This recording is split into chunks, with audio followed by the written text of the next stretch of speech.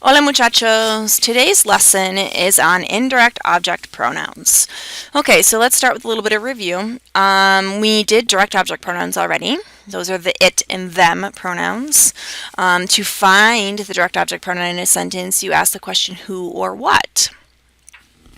Direct object pronoun must be placed before the conjugated verb, such as lo tengo, I have it. So indirect object pronouns are a little bit different. Okay, the indirect object pronoun in a sentence is to whom or for whom the action of the sentence is being done. So you want to ask the question to whom or for whom. So we're going to go through these sentences here in English just to see if we can identify the IOP and how it's different from the verb. It says here to underline and circle. What I'm going to do is I'm just going to use red to show the indirect object pronoun. Okay, and the verb I'm going to do in a different color. Let's do blue. Okay, so here we go. My mother puts a Band-Aid on me. On me is going to be the red.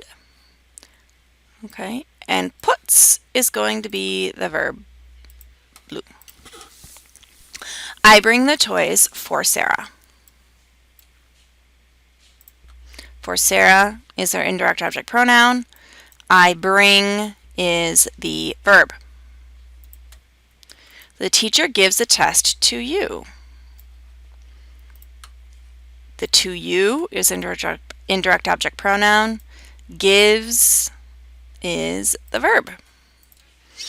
My father buys a bicycle for the child. For the child is the indirect object pronoun. Buys is the verb.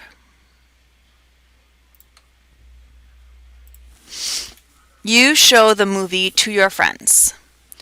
To your friends is the pronoun. You show is the verb. Okay, so I'm not going to do the rest. I'll read through them, but you get the idea. My friend gives the answers to me. To me is the indirect object pronoun. Gives is the verb. 7. Marcos shows the book to her. To her is the indirect object pronoun. Shows is the verb. 8. They give the presents to their grandparents. To their grandparents is the indirect object pronoun. They give is the verb. 9. She makes cookies for her boyfriend. For her boyfriend is the indirect object pronoun. Makes is the verb. My sister does the homework for me. For me is the indirect object pronoun. Does is the verb. 11. She washes the dishes for her mom. For her mom is the indirect object pronoun. Washes is the verb. And I order a dessert for you. For you is the indirect object pronoun. And order is the verb. So step back and look. Notice that the indirect object pronoun is at the end of the sentence. This is going to be very different when we put these sentences into Spanish. So let's go on now and take some notes about indirect object pronouns and where they need to be placed.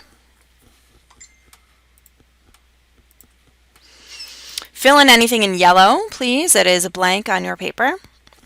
Okay, so we just said it's to whom or for whom is what these indirect object pronouns are for. So it answers the question to whom or for whom. Okay, so for the singulars, we have me, te, and le, which is to or for me, to or for you, to or for him, her, or you formal.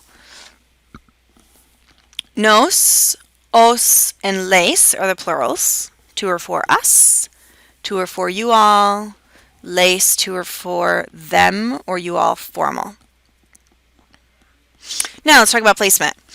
The indirect object pronoun is placed before, and I'm going to put this in red. If you want to circle it, that's great too. Before the conjugated verb. It can also be attached to the end of an infinitive. We're going to add a little bit more here. Or a command, or the ando yendo. That's not too common, but it is a rule. So let's look at an example. I give the gift to Marta. Okay. Oh, sorry, Maria. Yo doy el regalo a Maria. I give the gift to her. The to her comes at the end in English, but look, it comes in the front in Spanish. Yo le doy el regalo. Do you have to put this part here of a Maria? No. It just clarifies who her is. Okay. Maria is the indirect object pronoun. She's the one receiving the action, receiving the gift. Okay, so what we're going to do now is we're just going to go through and identify which indirect object pronoun would be appropriate for each of these. Para Marcos, le. Para mi madre, le. Para la chica, le. Para nosotros, nos. Para las chicas, les. Para mi padre, le. Para mí, me. Para ustedes, les. Okay, moving on. Now, we're going to rewrite the following sentences, replacing the highlighted word with an indirect object.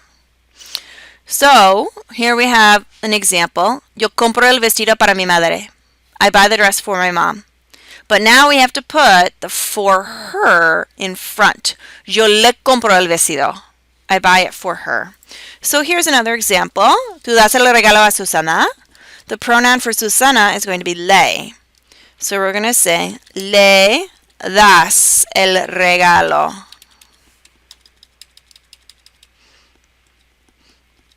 Okay. You can leave it at that. Or if you want, you can specify a Susana. It's not necessary though. So Lilia escribe las cartas a sus amigos. So we're going to say Lilia writes the letters to them. So Lilia les escribe las cartas.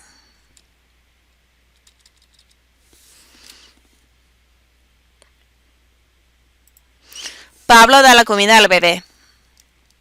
So Pablo feeds the baby. We're going to say feeds him. Pablo le da la comida.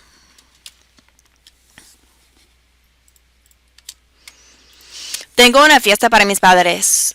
Who is the party for? For my parents. It's for them. So, les tengo una fiesta. I'm having a party for them. Next one. Ustedes leen los libros para la maestra de inglés. For whom are you reading these books? You're reading them for the teacher. Leen los libros.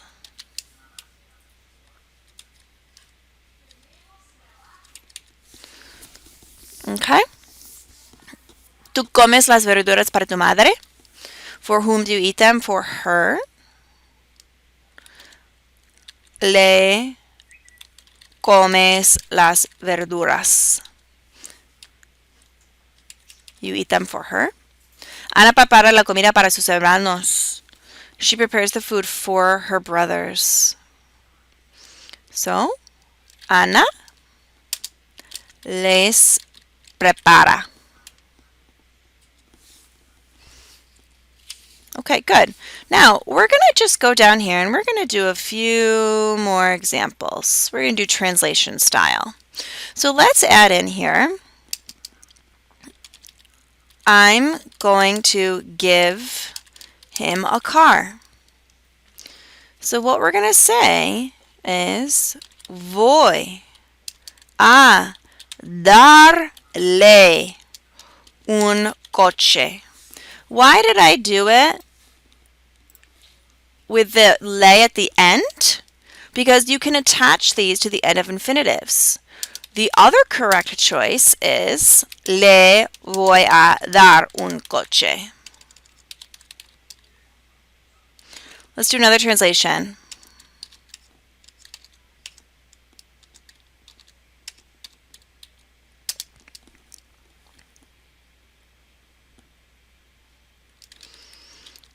Nah.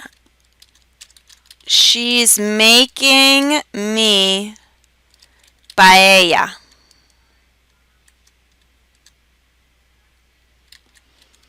Ella está preparándome.